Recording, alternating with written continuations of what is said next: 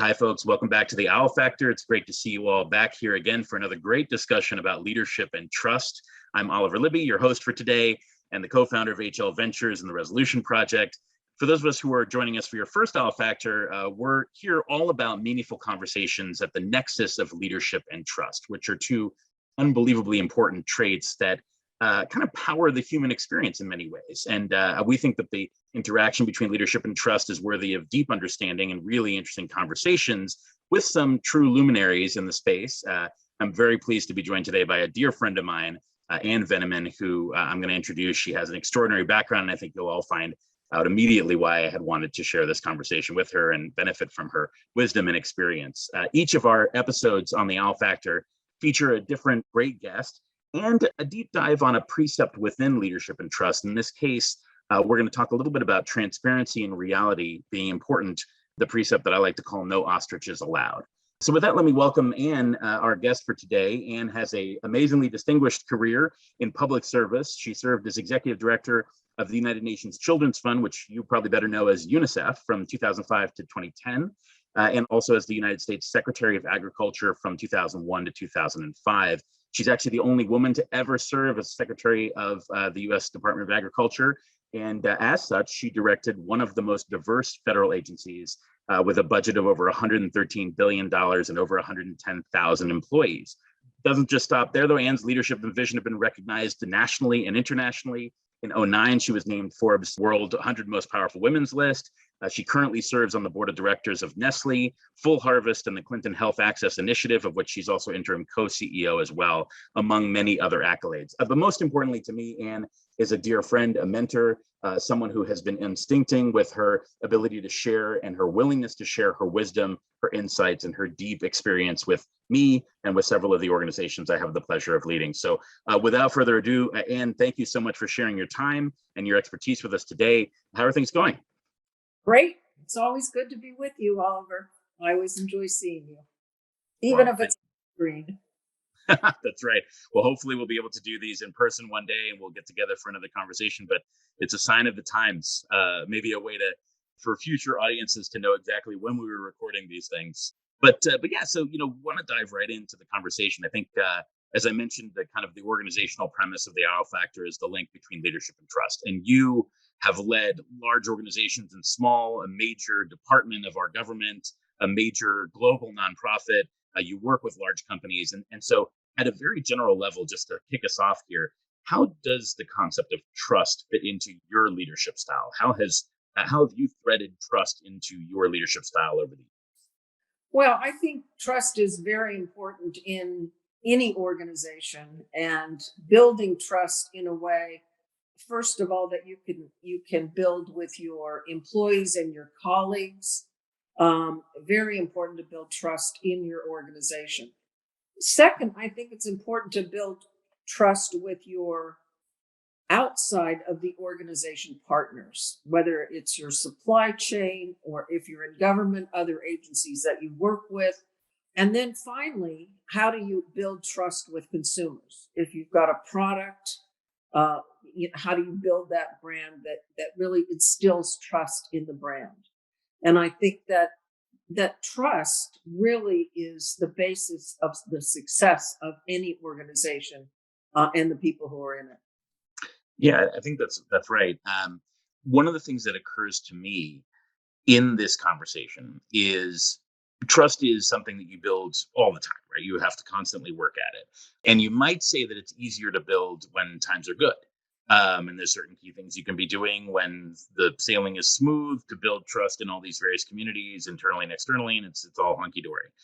I think maybe when the rubber meets the road is when there's a crisis, and that might strain or stretch people's trust in leadership. And I know you've been not only at the ringside, but in the thick of many a crisis in your time. What are some of the ways that you've seen leaders, or that you yourself have wielded and established and maintained trust in a time of crisis? Well, I have encountered many crises, and one of the things that I think is most important is really to be transparent, to give people the information, to not be, as you call it, an ostrich, but rather to be very transparent about what the situation is. So when I was secretary of the California Department of Food and Ag, we had two or three serious safety crises, which really impacted some of our produce businesses. And we tried to reassure the public and investigate very quickly to ensure that people understood the safety of the product and what to do about it. Of course, my time at the U.S. Department of Agriculture as secretary, it was sort of one crisis after another. We started when I first went into the organization. There was a serious outbreak of foot and mouth disease in Europe, and we had to do everything we could to stop it from coming into this country.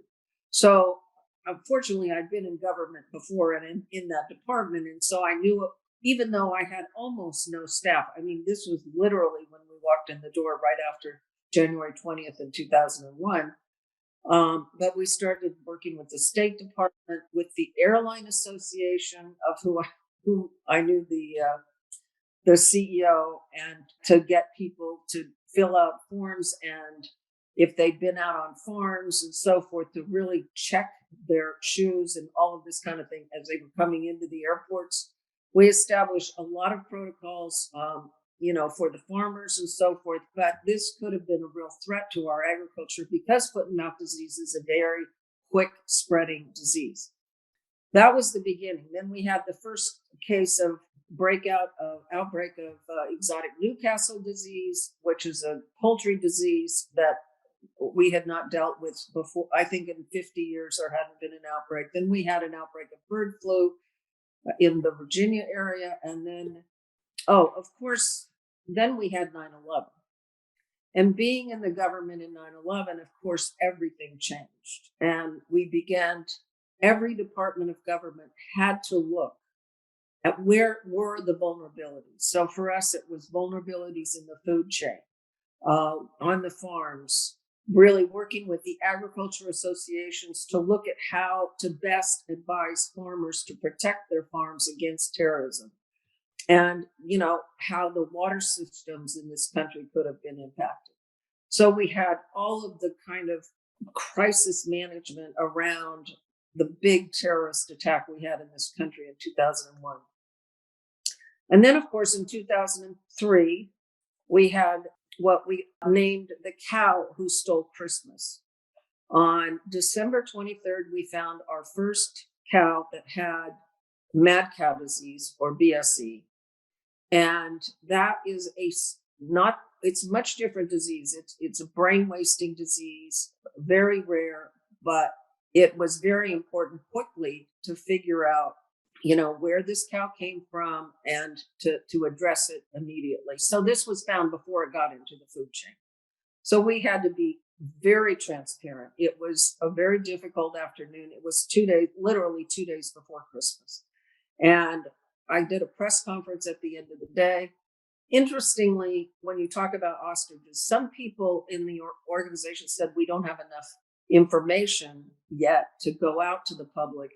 And yet we were beginning to see markets move a little bit. And you have market sensitive products. You really have to go out there and be transparent and tell the media what you know and the public what you know, which we did. And we made our experts available.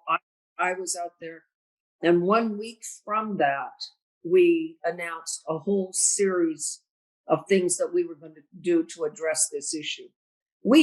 Because there had been a BSE outbreak in Canada before, we had helped them and also commissioned a study. So we had done some anticipatory work as well, which I think was also very important.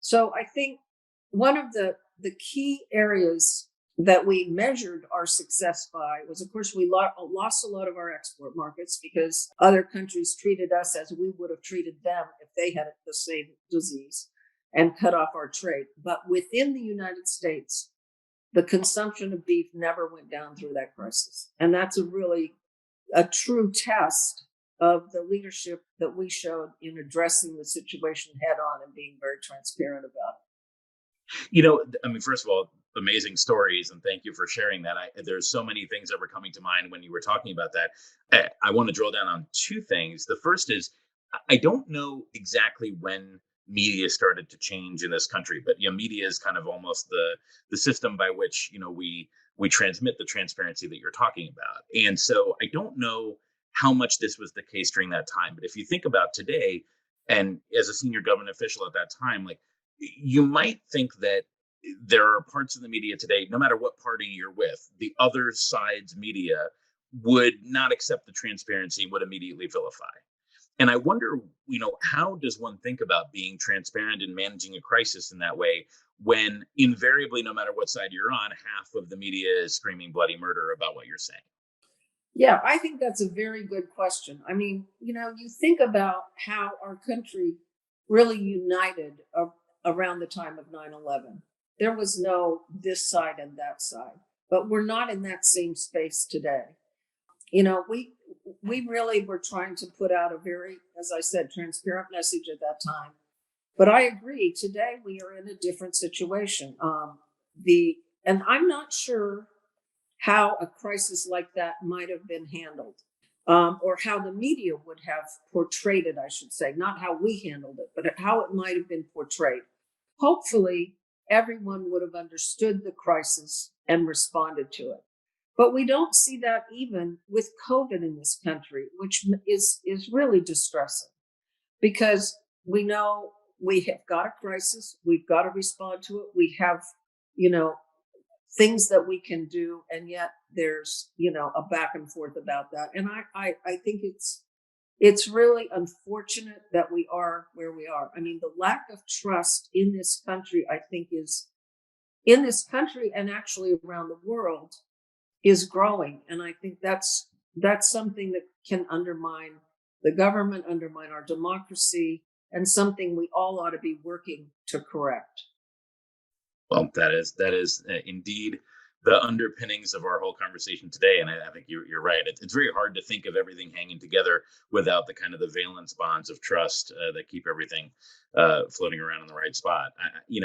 Actually, it's interesting. One of your core areas of expertise in your storied career is in obviously food and agriculture, and it strikes me that we're in a period of human history where lots of life has become distributed. What I mean is, maybe in 1650, your power was generated in the stove or the fire pit, and your food was generated by outside your door, or at least within walking distance, et cetera, et cetera. And today we're in a place where you flip the light switch on and power comes on. In the same way, you go to the supermarket and there's a bunch of food. So it demands a lot of faith, right? That food is safe and that it comes from places that you can trust, and all that. And so, in the context of this discussion, it seems to me like some of these large distributed systems that we have in our country and frankly around the world really require people to believe a lot of what they can't see. Is that something that you think is correct? Yeah, I mean, I think that, we protect the food supply in many ways. I mean, obviously, our government structures are very important. So the FDA has a large area of oversight over food, food safety, food distribution, and so forth. And then the USDA also has food safety responsibility over all of meat and poultry. So we have a government presence that helps to keep our food supply safe. But look at any commodity or any processed product, there's a brand. So if you have a crisis involving your brand, companies have an incentive to keep their brands without crises. And what you see now is companies now will be very quick to pull a product off the shelf if there's any indication that it could have a problem. I think that's being transparent, with the public. And I think with regard to fresh product, I mean, the entire industry of any kind of fresh product, whether it's, a fruit product or, berries or whatever, they have a vested interest to keep the food supply for those commodities safe, because it scares the consumer and they won't buy the product. And so I think everybody has a vested interest in keeping the food supply safe. But the consumer also has a responsibility. I mean, you don't take raw meat and cut it on the same cutting board as your vegetables. That just is that you're going to eat in your salad raw. So we also have an education responsibility just generally to make sure that there is food safety throughout the food chain. Yeah, it's interesting. I mean, it brings up the fact that we all kind of share a responsibility to create these safe environments that we need, and also I love, so I think you've talked a lot, and rightly so, about transparency, but there's also a sense of be transparent or forthright with reality rapidly, right? There's a time element to this as well, isn't Right. there? Right. Because if you don't respond, people begin to make assumptions and rumors begin. And so it's very important that you give people the best information that you can at the time. And, obviously that may change. We've seen that happen over the last year and a half with COVID, where, we were told one things, but we didn't, the experts didn't have the answers because this was a brand new thing. And so I think, as consumers of that information, we also have to say, well, we're learning as much as we can. We're learning together. They're telling us what they know now. And hopefully the media that puts out those messages is able to construct them in a way that makes people come along with the science as it's known. And that's been particularly true with, something like COVID. But sometimes if it's a food safety outbreak, we've had a couple of them recently, in the recent years in lettuce, and it took a long time to figure out where they were coming from. And so, sometimes you just don't know until you can do more research and get more data. I mean, data is another area that's so important in, I think, building organizational trust, to have good data around what you're doing so that when you talk about it, you have things that really back it up and you know what things are working and not working. I think that's a great point. I'm curious, viewers of the Owl Factor will know that I have a particular joy around folks who I call cross-sector people. And you are maybe the ultimate cross-sector person. You've had this extraordinary career across government and philanthropy and business, and kind of both legacy and modern versions of all those things. I'm curious, when you think about nexus between trust and leadership, and then you think about how that's applied in the government context, in the philanthropic context, and in the context of business, both big business and small, because you also work with startups, right? What are some of the salient differences in the way you've seen trust applied as part of leadership in those types of organizations? Are there some things you can tease out that would be instructive to our viewers about those different environments?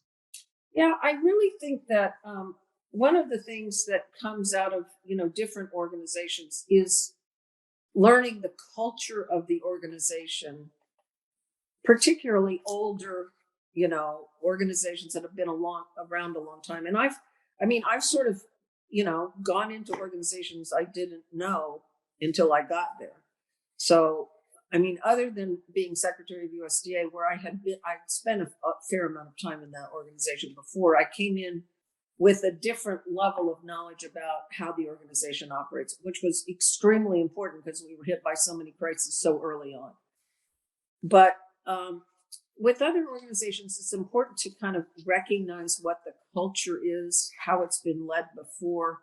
And then from that, you can figure out kind of how to go forward. I think the interesting thing about startups and working with startups, I was thinking about the differences, and startups have an opportunity to build their own culture from the ground up and learn from the past. And yet we hear so often about toxic culture of organizations in the Silicon Valley. And I think new startups today, and I know we both work with a lot of startups, we have a real opportunity to help to build a healthy culture where everybody has trust and feels included. And if you can do that from the ground up and then figure out how to foster that as the organization grows, I think it can potentially create a much better organization as the startup becomes more successful. Yeah, I think that's right on it. And I spend a lot of my time off this podcast talking about kind of the mythologies of Silicon Valley. And one of the great ones is that this is like, it's this rough and tumble culture of beanbags and achievement and hoodies and billions of dollars. But indeed, like the fine work of culture is really important. And actually, one of the things we've seen is as organizations grow, because the startups that are venture backed are a little bit like growing clones, right? That they're not just organically growing like a small business; they're hyper growing, and so they go through iterations of their culture. And the question is, are there red threads, the through lines that you can pull through the pre-seed company that you come find in the pre-IPO company? What of those things remain authentic to the leaders and to the people, right? I mean, that's a really interesting, challenge for entrepreneurs as they're building through those cycles. Right. But very important. Undoubtedly so. What I wanted to close on a couple of our very kind of traditional questions here on the Owl Factor. The first is we've talked through a number of kind of core precepts of leadership, but I wanted to talk very personally about your leadership style and whether there are two or three key leadership concepts or go-to operations and tactics that you've used as a leader over the years that you want to share with the Owl Factor audience. Well, I think one of the most important things is really to surround yourself with good people. A good leader tries to hire people that are smarter than they are, and then really will challenge that leader to think about all sides. And I think that's very important if you're going to make good and strategic decisions as a leader, is to have good people around you who aren't yes people, but rather are people that can really give you the best advice and challenge your underlying assumptions. That would be one. The second thing is I have always tried to foster a culture of continuous improvement. So if you go into an organization and you talk about change management, it's threatening and almost insulting to people who have been there for a long time, because you're saying we should change the way we do things. But if you say, look, we've been doing a great job, but there's always things that can be improved on. So how do we continuously improve what we're doing, what our product is, how we deliver a service, how we can, modernize services with technology. There's always, and especially with fast moving technology today, there's always room for continuous improvement. And then I think really, building relationships with those that you work with, and really through that building trust and building your own knowledge base about the organization, what it does and how it works. I think those are wise words, and I love some of the things that you've shared with us today. We've talked a lot about transparency, obviously, about the kind of the time factor in all of this, and I love the idea of some of the kind of the trust and faith that people are building in these large systems that you chatted about as well. One of the things that I think about a lot as we come to a close here, and is we're in an era where maybe most of the things people are hearing are very upsetting and sad, and even right now when we're talking in the midst of a pandemic and in very tumultuous political times where the media is mostly rewarded for scaring the bejesus out of everybody, I always love to end with something that you find inspiring and hopeful that you might want to share with everybody. I think, too often we focus on all the things that are wrong. You have an amazing, I wouldn't even see a ringside seat. You're in the arena generating some really cool things that are hopeful. What's something or several things you might want to share with us as we come to a close today? Well, I find hope out of innovation and out of young people that are really looking at innovative solutions to the problems we face today, particularly around, the environment. How do we address the social issues and the environmental issues? How do we address, we've all become much more aware of the importance of diversity and how our organizations deal with them. Of course, I've, fought for a long time for these issues of diversity and making sure there's equal opportunity for all. So I see a lot of hope in young people in particular, really showing us the way to help solve the problems that we are facing now and will continue to face in the future. Well, I love that. As you know, when you and I first met, and you were kind enough to stop when I asked you to talk for a few minutes in a hallway at a big conference that we both love and miss. You were taking a chance on a young and emerging leader at that time, and our first collaboration was on the Resolution Project, which is all about leaders of tomorrow that we give the chance to lead today. So it all comes full circle. And most of all, I want to thank you on behalf of all of our viewers and of myself, not only for your time and your wisdom today, but for many years of friendship and a kindness and mentorship. And here's to many more. And again, just thanks for joining us today.